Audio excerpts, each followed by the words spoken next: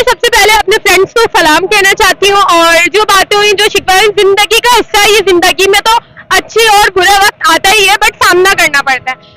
अल्हम्दुलिल्लाह मैंने अपने आप को कभी भी कमतर नहीं समझा, किसी से मेहनत करना जानती हूँ, और मेहनत में अजमत है।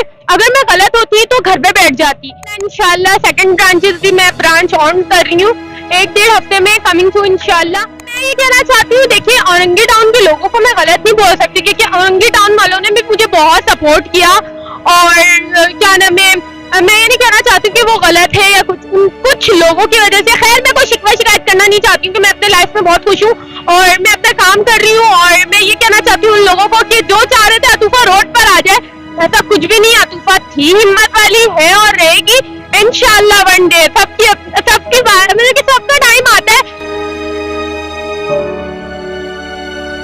गपशप टीवी की